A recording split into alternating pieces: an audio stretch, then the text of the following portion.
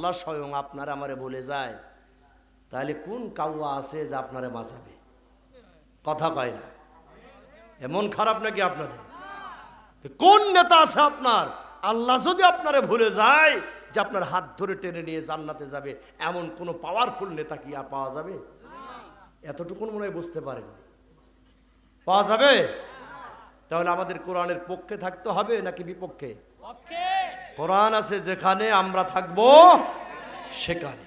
কোরআন নিজে মানবো, সমাজকে মানাবো, পরিবারকে মানাবো, দেশ রাষ্ট্রকে আল্লাহর কোরআনের রঙে রঙিন করতে হবে। কথা বলেন ঠিক কিনা? কারণ আমরা দেখেছি যারা এই দেশের ক্ষমতায় আসে তাদের কাছে কোরআন না থাকার কারণে, কোরআনের শাসন পার্লামেন্ট থেকে প্রতিষ্ঠা না করার কারণে এদেশে চুরি, ডাকাতি, খুন, জখম, রাহাজানি, ছিনতাই, জেনা, ব্যভিচার, টেন্ডারবাজি, লুটতরাজ সব কিছু হয়েছে। কথা বলে ঠিক কিনা? কিন্তু ক্ষমতায় যারা যাবে তাদের হাতে যদি কোরআন থাকে, এদেশের পার্লামেন্ট থেকে যদি কোরআনের শাসন প্রতিষ্ঠা করায়, হুকুম জারি করা হয়, বাংলাদেশের সব সেক্টর থেকে অন্যায় মুছে যাবে। কথা বলেন ঠিক কিনা? প্রভাইরা আমার, এই কোরআনুল কারীমের 114টি সূরার মধ্যে একটি সূরার নাম হলো সূরা বানী ইসরাঈল। সূরাটির নাম কি? কান লাগাতে হবে, কারণ আমি বাহুল্য কথা বলা থেকে নিজেকে বিরত রাখার চেষ্টা করবো ইনশাআল্লাহ। আল্লাহর কোরআন থেকে, তাফসীর থেকে কিছু সময় কথা বলতে চাই। মহান মালিক যেন আমাকে বলার সুযোগ দেন আর আপনাদের শোনারও ধৈর্য দেয়। বলেন আমিন।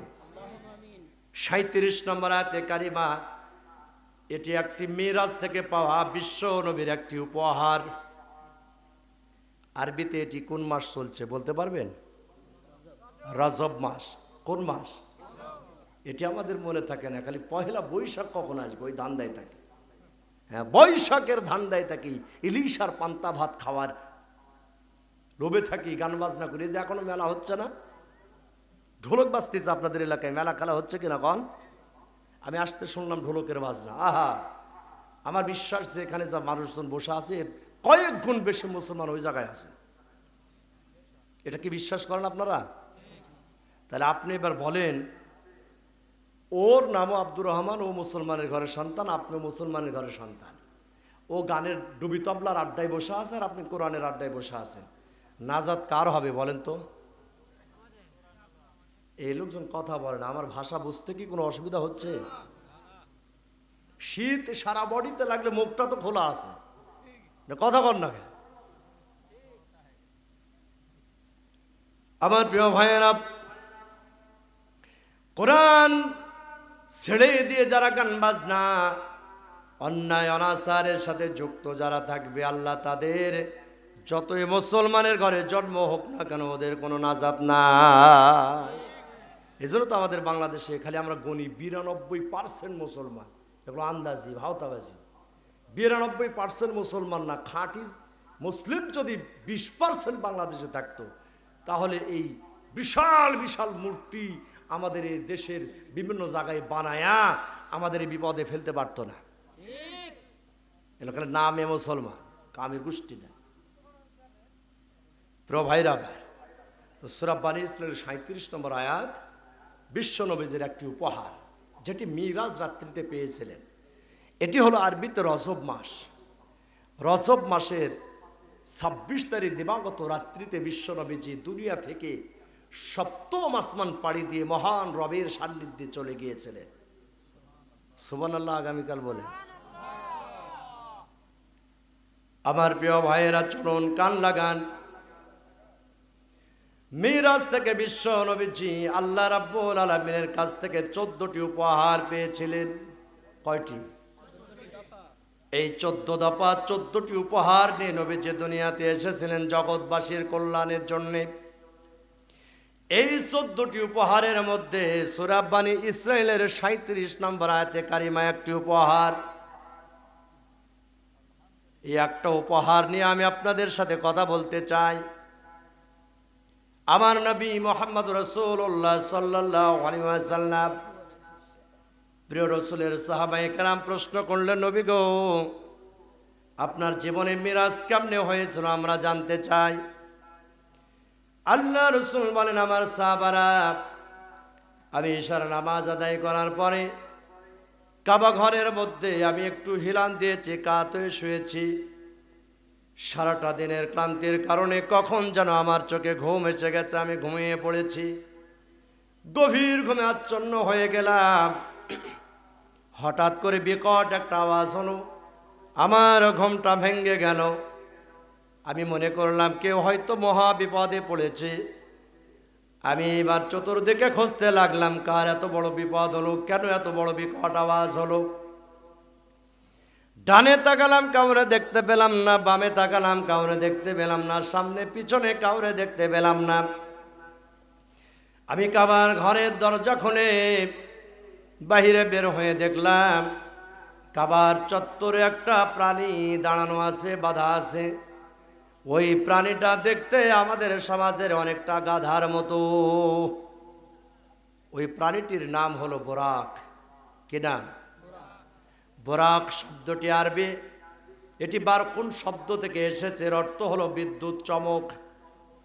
বিদ্যুতের গতিতে যে বাহনটি চলতে পারে তার নাম হলো বোরাক।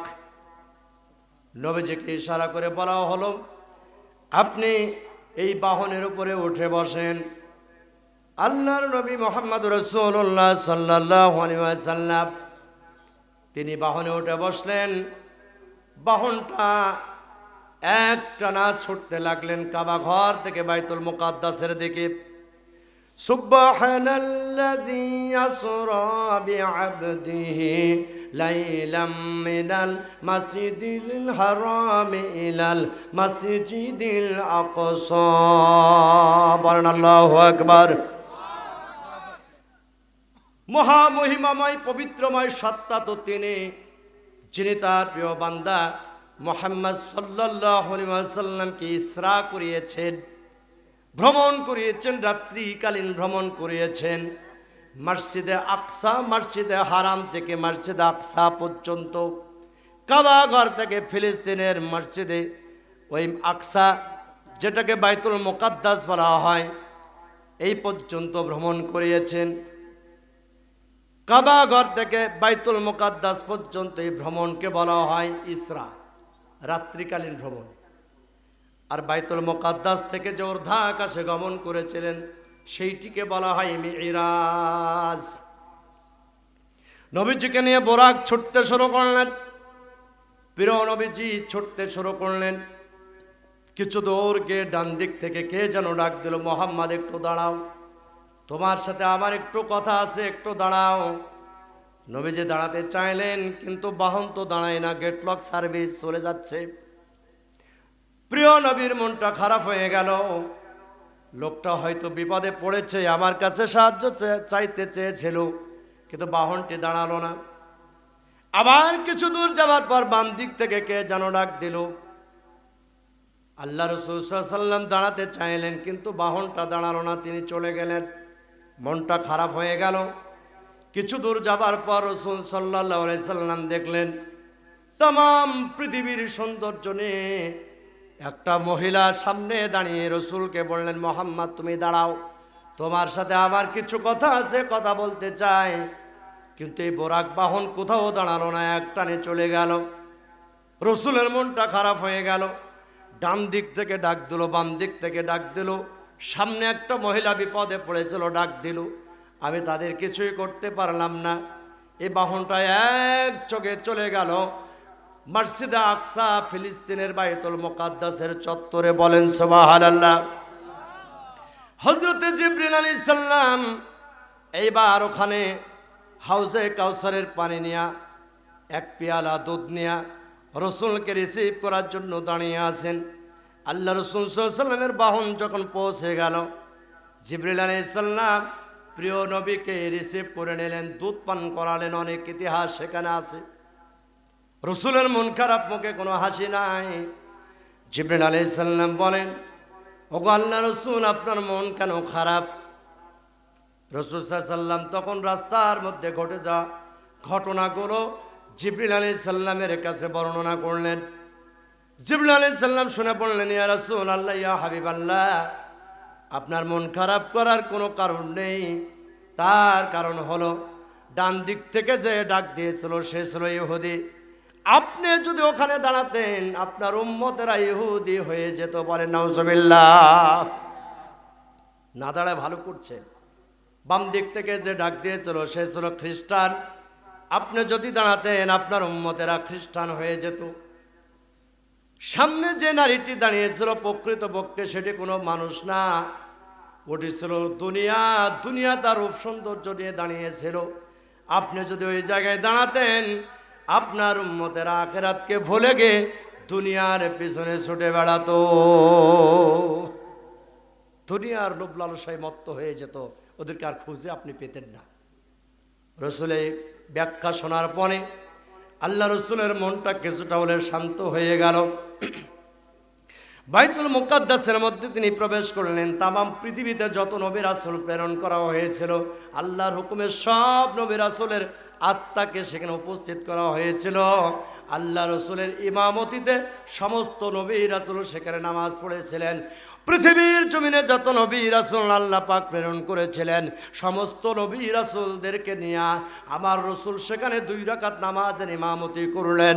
যেই দিন থেকে আমার প্রিয় নবীকে বলা হয় ইমামুল মুরসালিন, সমস্ত নবীদের নেতা হলেন বিশ্বনবী মুহাম্মদুর রাসূলুল্লাহ। সূরা বলেন সাল্লাল্লাহু আলাইহি ওয়াসাল্লাম। নামাজ সমাপ্ত হয়ে গেল, মেরাজের সিঁড়ি এসে গেল। জিবরিল আলাইহিস সালামকে সঙ্গে করে নিয়ে তিনি ঊর্ধ্ব আকাশে গমন শুরু করলেন। প্রিয় ভাইরা আমার, দুনিয়ার আসমানে যখন চলে গেলেন, দুনিয়ার আসমানের একটা দরজা আছে, আমি সংক্ষেপে বলছি কারণ আমি ওই একটা উপহার নিয়ে 37 নম্বর আয়াত নিয়ে আলোচনা করব। প্রিয় ভাইরা আমার, দুনিয়ার আসমানে প্রিয় নবী সাল্লাল্লাহু আলাইহি সাল্লামকে নিয়ে জিবরিল আলাইহিস সালাম চলে গেলেন। দুনিয়ার আসমানের দরজা পাহারা দেবার জন্য একজন ফেরেশতা আছে। ওই ফেরেশতার নাম হলো ইসমাইল। কি নাম? ইসমাইল ফেরেশতাকে সাহায্য করার জন্যে তার আন্ডারে 70,000 নূরের ফেরেশতা আছে। সুবহানাল্লাহ বলে। ওই 70,000 নূরের ফেরেশতার প্রত্যেকের আন্ডারে আবার 1 লক্ষ করে ফেরেশতা আছে। একটা দরজা পাহারায় রয়েছে লক্ষ লক্ষ কোটি কোটি ফেরেশতা। কথা বলেন ঠিক কিনা? একটা কারণে সেটি হলো দুনিয়া থেকে যখন বেঈমান মানুষ মারা যায়, কাফের মারা যায়, ইসলাম বিদ্বেষী মারা যায়, ওদের আত্মা ফেরেশতারা নিয়ে উপরে উঠতে চেষ্টা করে, কিন্তু ওদের আত্মা দুনিয়ার আসমান ভেদ করে উপরে উঠতে পারে না, ওখানে আটকে দেওয়া হয়।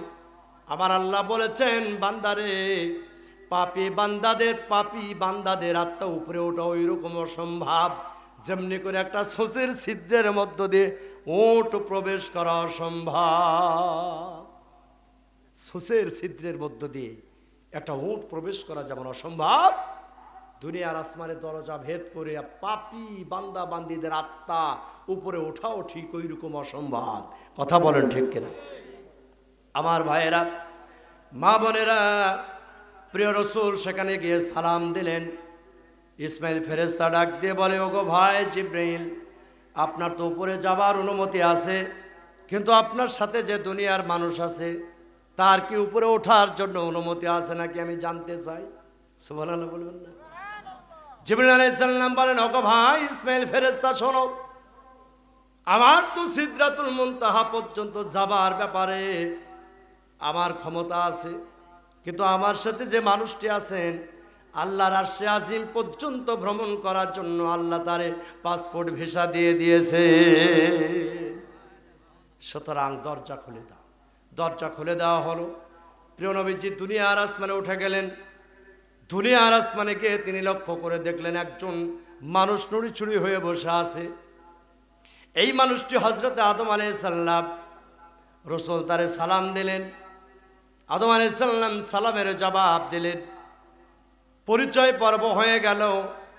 আবার রাসূল দাঁড়িয়ে আছেন। এমন সময় আদম আলাইহিস সালামের সামনে 2 প্রকার আত্মা পেশ করা হলো। কান লাগান।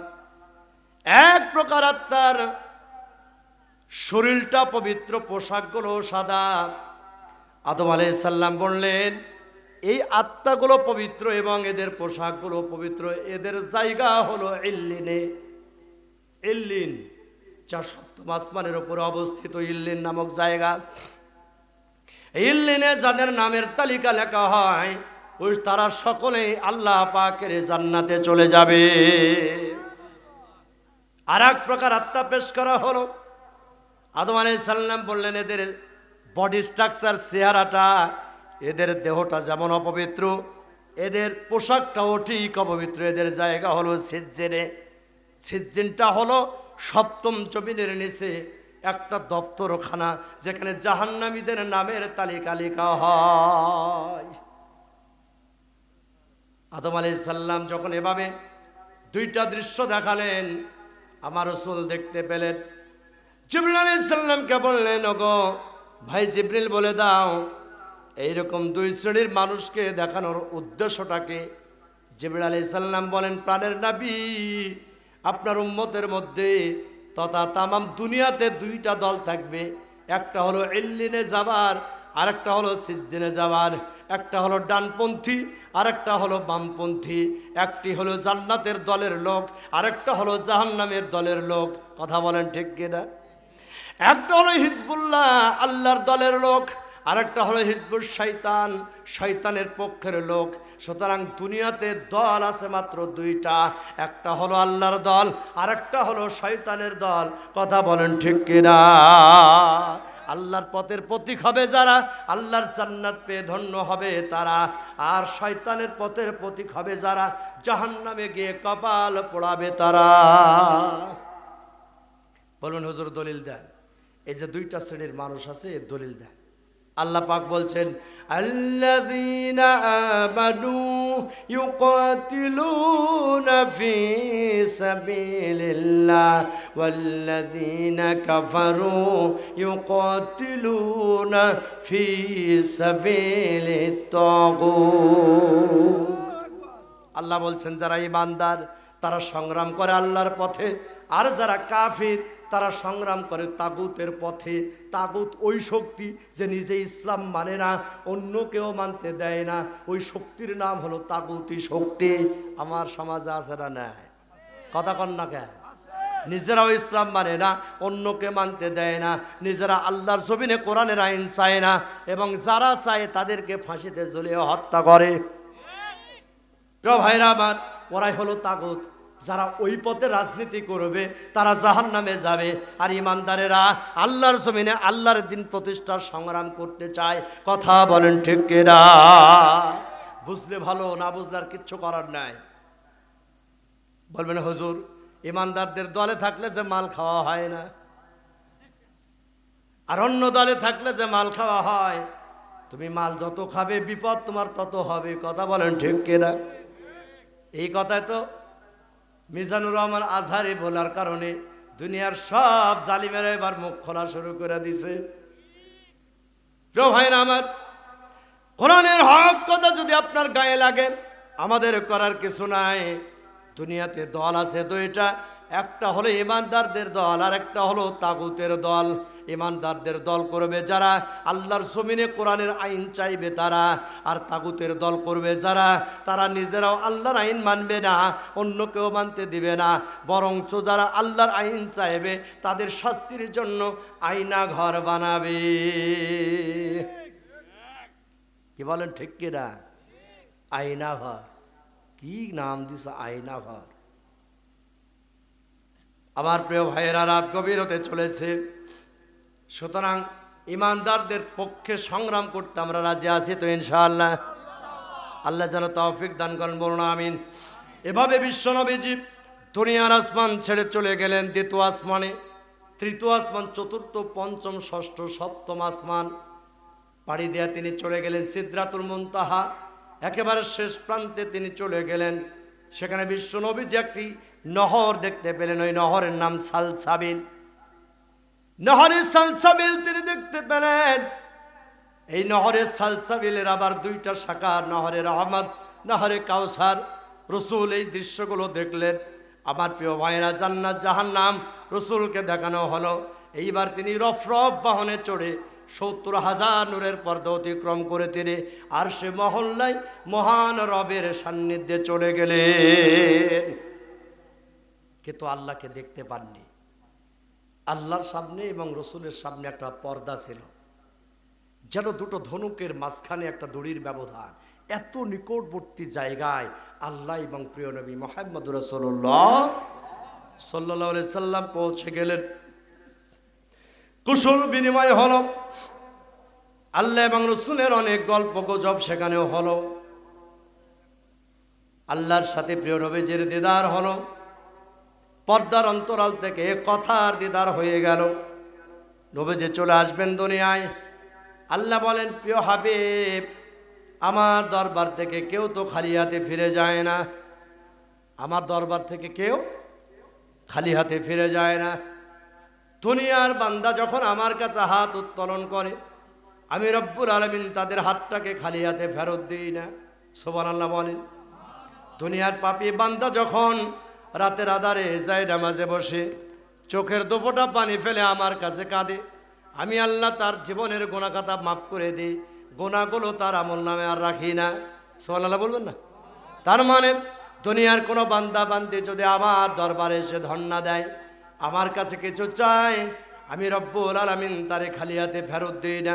ওগো আমার হাবিব, দুনিয়া থেকে তুমি আমার আরশে মহল্লায় এসে চলে যাবে খালি হাতে, তা তো হতে পারে না। আমি আল্লাহ তোমারে খালি হাতে যেতে দেব না। আমি কিছু উপহার তোমারে দিতে চাই, এই উপহারগুলো নিয়ে দুনিয়ায় চলে যাও। দুনিয়ার বান্দারা যদি এই উপহারগুলো মেনে চলতে পারে, আমি রব্বুল আলামিন তাদেরকে জান্নাত